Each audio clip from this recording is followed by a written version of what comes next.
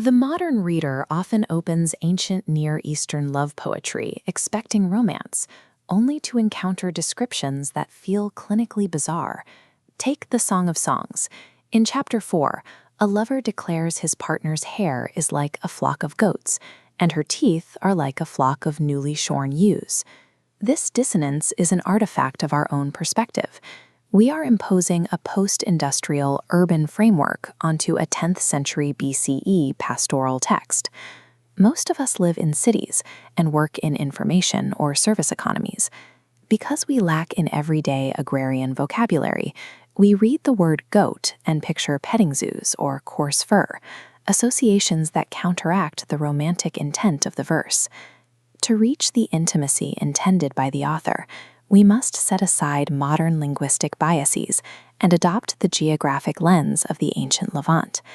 Ancient writers engaged in what scholars call mythopoeic imagery. This literary device uses elements of the physical environment, the weather, the terrain, and the wildlife, to function as an active, symbolic vocabulary.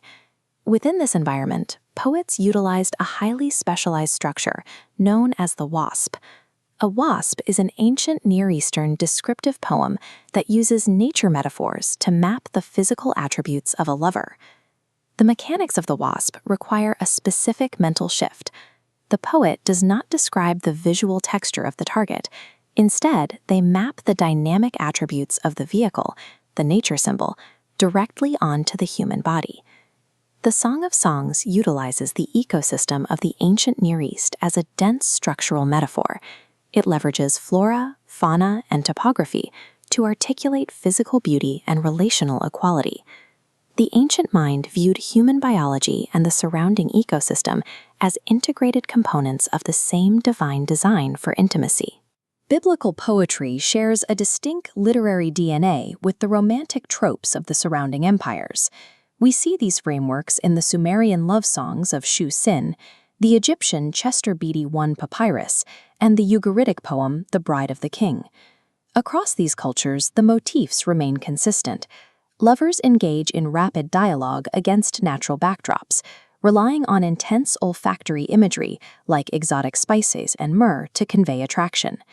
Israelite poets adapted these regional tropes by removing polytheistic myths of sacred fertility rites. They instead positioned human marriage as a reflection of divine creation.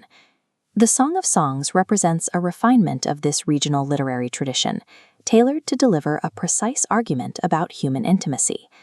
Applying this agrarian framework to the text, we return to the woman's hair, described as a flock of goats descending Mount Gilead. An ancient reader does not think of coarse fur. They observe the flock on the mountain and see dark coloration and a cascading rhythmic movement rolling down the slope. The poet is describing the bounce and flow of dark hair.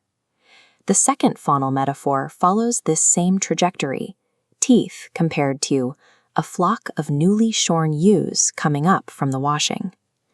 The attributes here are specific. Ewes that are shorn and washed denote a gleaming bright whiteness. The text adds that these sheep bear twins, signifying that no tooth is missing from her smile.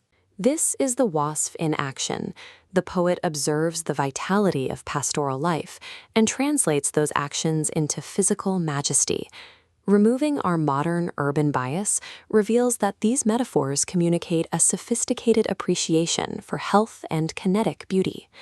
The imagery shifts from dynamic fauna to static architecture. The lover declares, "Your neck is like the Tower of David, built in rows of stone." The poet is not describing a woman with literal stone-textured skin or disproportionate physical dimensions. The semantic weight of fortress imagery centers on status. The tower denotes unyielding dignity, regal bearing, and impregnable strength. By utilizing military and royal architecture, the poet elevates the female subject to a position of sovereign majesty and equal footing. The poetry eventually moves outward, shifting from anatomical mapping to the spatial environment of intimacy. This introduces the motif of the garden enclosed. In the ancient Near East, an enclosed garden functions as a structural proxy for female sexuality. The stone walls represent value, safety, and protected, exclusive access. Within this boundary, the poet deploys deliberate sensory details.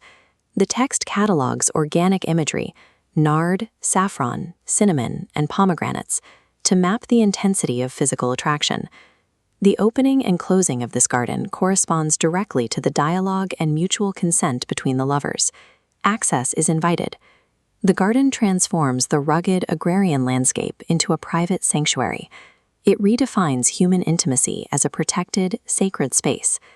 The poetry enforces relational parity through a chiastic structure, an arrangement where ideas are presented, then repeated in reverse order to center the critical concept.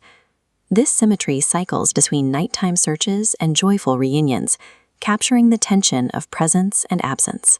The center of this structure contains the refrain, "My beloved is mine, and I am his."